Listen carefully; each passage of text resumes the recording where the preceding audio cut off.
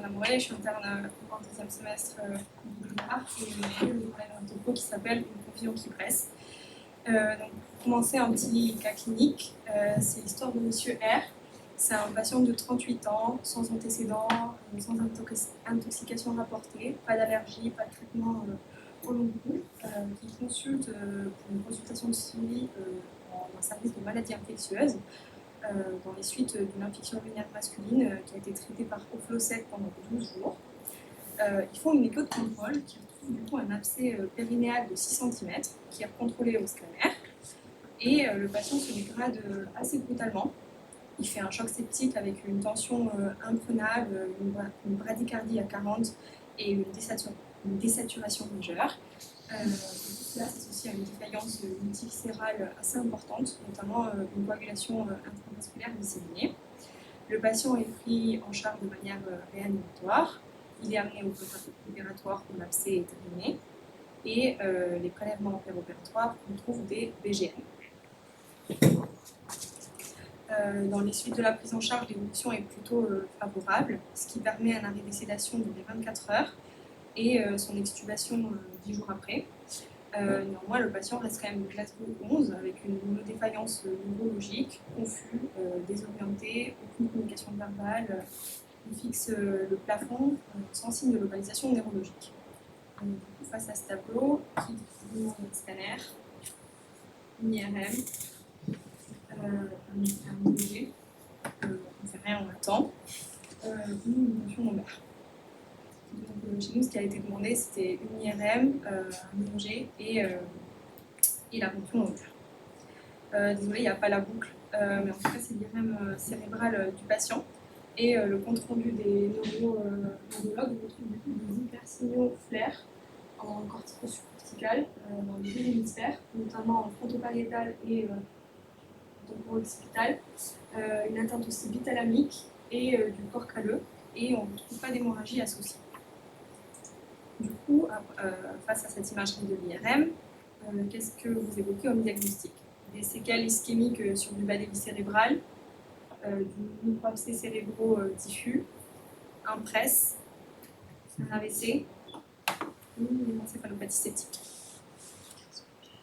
Du coup, après discussion avec les neuroradiologues et les neurologues, le diagnostic qui a été retenu, c'est celui du PRES syndrome. Donc, un petit point sur l'atteinte neurologique et le choc septique. C'est quand même assez fréquent. Dans les études les plus récentes, ça va jusqu'à 70%. Et c'est quand même grave. C'est des formes très polymorphiques, puisque l'encéphalopathie septique se définit par un glaçement encéphalique ou un délirium, et ça englobe tout type d'atteinte à l'imagerie. Donc il y a cette étude de 2023 qui a essayé de classifier les différents phénotypes des atteintes encéphaliques associées au choc septique, et ils ont décrit du coup 4 phénotypes métaboliques, anoxo-ischémique, mixte, qui est moins prévalent, mais c'est celui qui avait le moins bon pronostic dans les suites, et inclassé. Nous, on dit que plutôt le PRES serait classé en anoxo-ischémique, même si eux, ils n'en parlent pas spécifiquement dans cette étude. Donc, le PRES syndrome, c'est le syndrome d'encéphalopathie postérieure réversible. Il a été décrit initialement en 1996 par l'équipe du docteur Rocher, et c'est un diagnostic clinico-radiologique. C'est-à-dire tout syndrome neurologique, et sur le plan radiologique, il décrivait une atteinte parieto-occipitale bilatérale, réversible, avec des signaux du coup d'hyperdiffusion en IRM, en TP en flair, qui est donc l'examen phare pour diagnostiquer le PRES. C'est un syndrome qui est rare, qui atteint plus fréquemment le sujet jeune et plus souvent les femmes, probablement sur l'étiologie de la toxicité. Les étiologies sont multiples. Il y a les agents toxiques, notamment les anticancéreux, les anti-VEGF, etc.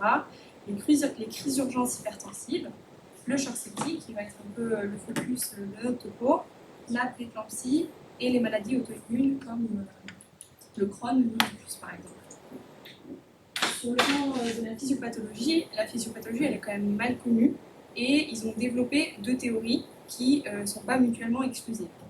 La première, c'est une théorie où il y a une hypertension avec un dépassement de l'autorégulation cérébrale qui entraîne du coup une hyperperfusion et un œdème cérébral vasogénique. C'est une théorie qui est très cohérente avec les atteintes postérieures qui sont décrites initialement dans ma définition, puisqu'il y a moins de sympathique péridasculaire qui contrecarrer du coup cette vasodilatation et ça se majore. Néanmoins, ça n'expliquait pas le fait qu'il y ait des presses sans syndrome, le fait qu'il y ait des sans hypertension, pardon, le fait qu'il y ait des presses qui ont une atteinte plus systémique et le fait qu'il n'y ait pas de corrélation entre la sévérité de l'hypertension et l'œdème cérébral vasogénique. Du coup, il y a une deuxième théorie qui a été développée qui prend en compte une atteinte toxique systémique où, en effet, il y a une atteinte du coup, de la barrière hémato-encéphalique avec une dysfonction des jonctions serrées, une activation endothéliale avec surexpression de CAM et de CAM, qui entraîne aussi une activation du système immunitaire, notamment les antisécurités, et une sécrétion de facteurs comme le GF, ce qui va majorer cette dysfonction endothéliale, entraîner une vasoconstriction et du coup une hypoperfusion et une hypoxie tissulaire avec des lésions cérébrales et un œdème cérébral cytotoxique et vasogénique. C'est une définition qui du coup, date de 1996 mais qui a évolué depuis ce temps. Il y a une étude qui a été publiée en 2007, c'est une cohorte rétrospective qui analysait 136 patients avec un PRES syndrome qui s'attachait d'analyser les manifestations cliniques et radiologiques chez ces patients. Donc, sur les manifestations cliniques, on constate que les symptômes à type de céphalée, confusion, nausées, vomissements et altérations visuelles ne font même pas 30% des atteintes. Que l'HTA est loin d'être constante. En effet, ça fait moins de 70%. Et eux, ils avaient séparé HTA sévère, donc plus de 160 de systole ou 110 de diastole, qui, elle, pour le coup, fait environ 55% des atteintes. Donc il y a quand même des presses sans hypertension. La manifestation clinique plus fréquente, c'était les convulsions, qui faisaient environ plus de 70% des manifestations cliniques, qui étaient différenciées de l'état de mal épileptique, qui lui, pour le coup, était beaucoup moins fréquent et faisait que 15% des manifestations. Sur le plan de la distribution des atteintes radiologiques, on voit que l'atteinte parieto-occipitale est quasi constante, comme décrit dans la définition initiale. Néanmoins, elle n'est pas nécessairement prédominante. Et surtout, il y a d'autres hémisphères qui sont très fréquemment atteints, notamment en frontal et en temporal. Et qu'il y a d'autres phénotypes de lésions radiologiques qui ne rentrent pas nécessairement dans la définition initiale. Typiquement, il y a des atteintes qui sont asymétriques, cérébrales, et ça a même été décrit dans la littérature des atteintes de moelle. À partir de cet article, du coup, ils ont essayé de classer en 4 phénotypes radiologiques du PRES. Le premier qui serait l'holohémisphérique confluent, donc une atteinte plutôt médiane, bilatérale, qui atteint à peu près tous les hémisphères du cerveau avec une épargne temporale. Le sillon frontal supérieur qui ressemble au premier avec une atteinte moins confluente et cliniquement un syndrome frontal prédominant. Le pariéto-occipital prédominant qui correspond beaucoup à la définition initiale qui avait été donnée en 1996 et l'atteinte pariétale et ou asymétrique. Quand on se focalise sur l'étiologie du choc septique, toujours sur la même étude, il y avait 33 patients qui avaient du coup une étiologie septique et ça c'est la distribution initiaux et on constate que globalement c'est pas très hétérogène. La même équipe avait publié une étude de en une année qui est à peu près les mêmes patients qui analysait plus dans le détail clinique. Ils retrouvaient que les infections étaient plus souvent secondaires à des grains positifs et qu'en effet, il y a des presses sans hypertension, puisque 40% des patients avaient une tension artérielle normale et que ces patients-là avaient un œdème cérébral qui était quand même plus important. Une autre étude publiée en 2010, toujours une cohorte rétrospective de la myoclinique, constate que les patients avec une étiologie septique ont plus d'atteintes corticales et que les lésions de l'IRM sont extrêmement variables, avec des hémorragies, des prises de contraste, une vasoconstriction et même une diminution de la diffusion, ce qui est un peu contraire à ce qui avait été décrit initialement.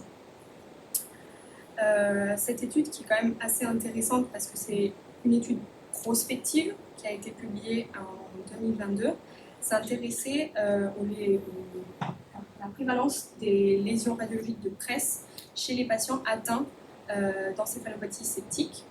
Du coup, ils ont recruté 156 patients, desquels 45 avaient une IRM normale, 111 avaient quand même une IRM avec des lésions, dont 49 ont été exclus parce que c'était des lésions chroniques. Et sur ces 156 patients, il y avait quand même 14 patients qui avaient des atteintes radiologiques cohérentes avec un press, sachant qu'ils ont utilisé la diffusion de 96 qui est quand même assez sévère. Ça fait quand même 9%. Donc chez les patients avec la définition radiologique du press atteints d'encéphalopathie septique, on retrouvait des atteintes atypiques plus fréquentes, notamment une atteinte frontale, du corps calleux et des noyaux gris, des infections à prédominance au gramme négatif dans cette étude, ce qui est un peu contradictoire avec ce qui avait été trouvé dans l'étude précédente, plus de convulsions, ce qui est cohérent avec ce qui était trouvé auparavant. La prévalence des altérations à l'EEG était comparable et ils ne retrouvaient pas plus de sévérité sur le tableau clinique sur le fait qu'il y a un press syndrome. Ce qui était quand même très particulier et intéressant, c'est que les patients qui avaient une étiologie du coup septique du press syndrome ne présentaient pas d'HTA et que le sexe ratio n'était pas en faveur des femmes. Le pronostic, comme ça se dit dans le nom, c'est censé être un syndrome qui est réversible et pour lequel on est censé récupérer cliniquement dans 2 à 8 jours avec une régression des images. Néanmoins, dans ces études-là qui reprennent le syndrome de étiologie confondue, on ne fait pas que sur le choc septique, on retrouve quand même 36% des patients qui sortent d'hospitalisation avec un score de ranking entre 2 et 6, ce qui est quand même pas anodin, même si c'est un score qui a été utilisé pour évaluer le handicap après les AVC, c'est quand même non négligeable. Et ils ont analysé les facteurs prédictifs qui retrouvaient comme facteur de mauvais pronostic en analyse multivariée le délai de traitement du facteur causal, le diabète et une atteinte du corps calleux. Et les atteintes du corps calleux étaient plus fréquentes chez les patients en choc septique que dans les études précédentes, à nuancer. Et en analyse univariée, même si on peut du coup pas conclure dessus, c'est quand même toujours intéressant, ils retrouvaient comme facteur de mauvais pronostic les étiologies de transplantation, de maladies auto-immunes, l'absence d'HTA, la durée du séjour en réanimation et des taux élevés durés à l'admission. Dans une autre étude de 2016 de cohorte aussi rétrospective, ils retrouvent 6% de décès, toutes causes confondues. Ils n'ont pas essayé de séparer que le press, et 71% de récupération totale, ce qui est cohérent avec l'article précédent. Et comme facteur de mauvais pronostic, ils retrouvent les complications hémorragiques qui étaient quand même présentes chez 32% des patients et ischémiques, et un facteur de risque des complications hémorragiques, c'est les troubles de la coagulation, mais pas l'HTA. Et une dernière étude qui était une méta-analyse sur 4 études qui englobaient plus de 400 patients, retrouvait comme facteur de risque du coup les hémorragies qui multipliaient le risque de mauvais pronostic x 5. Et par contre, la préclampsie était plutôt un facteur protecteur, si on peut dire ça comme ça. En tout cas, n'était pas un facteur de mauvais pronostic.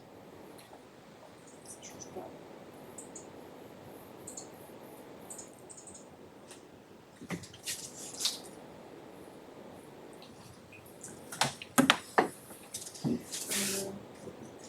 Sur la prise en charge, du coup, ce qui est important, c'est de dépister les diagnostics différentiels, de traiter la cause, puisque c'est un facteur de mauvais pronostic, de traiter l'hypertension s'il y en a, l'épilepsie s'il y en a, et de supplémenter l'hypomagnésémie.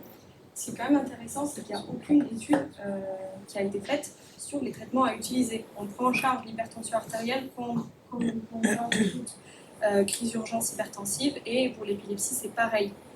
On utilise souvent en première intention les inhibiteurs classiques parce qu'il y a un rationnel physiopathologique, mais il n'y a pas d'études là-dessus, du moins tout ce qu'on a cherché, et ça n'a pas été franchement étudié. Il n'y a pas de recommandation sur le suivi, on ne sait pas s'il faut faire une imagerie de contrôle ou dans quel délai, et la prise en charge doit être pluridisciplinaire avec des neurologues, des neuroradiologues, etc.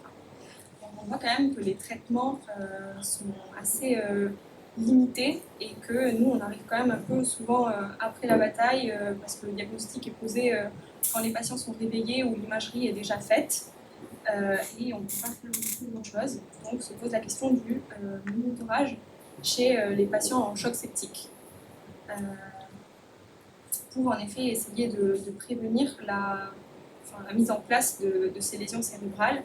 Est-ce que, par exemple, on cherche des seuils tensionnels comme pour les traumatisés crâniens en assurant une perfusion cérébrale optimale, ou on reste sur les 65 de PAM habituels, sachant qu'on a plusieurs moyens de monitorage, typiquement les Doppler transcrâniens.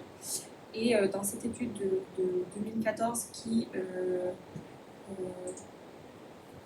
ils ont retrouvé que le Doppler qui regardait du coup les atteintes les atteintes encéphaliques chez les patients atteints de sepsis, ils ont retrouvé que les Doppler transcrâniens étaient quand même un bon facteur, un bon test prédictif d'atteinte encéphalique chez les patients sceptiques s'ils étaient faits à J1 avec une nerve sous la courbe aux alentours du J9. Et du coup, monsieur R, lui, l'EG était normal, la ponction lombaire était sans particularité, les toxiques étaient négatifs. Nous, on n'avait pas fait de monitorage cérébral et à un mois de prise en charge, le patient n'a toujours pas récupéré. Il est encore en réanimation avec un syndrome frontal persistant. Donc, de diagnostiquer ce syndrome et de l'évoquer dès qu'on a une atteinte neurologique, un facteur de risque qui comprend à peu près toutes les causes du pré-syndrome, et qu'on a une imagerie cérébrale qui nous permet d'écarter tout diagnostic différentiel. Donc c'est quand même un syndrome qui est très polymorphique sur le plan clinico-radiologique. Il faut savoir l'évoquer, même si c'est rare, même s'il n'y a pas d'HTA et même si les lésions à l'IRM ne sont pas 100% typiques. Une physiopathologie qui est quand même mal connue, un pronostic qui n'est pas toujours favorable, ce qui souligne l'importance de le diagnostiquer.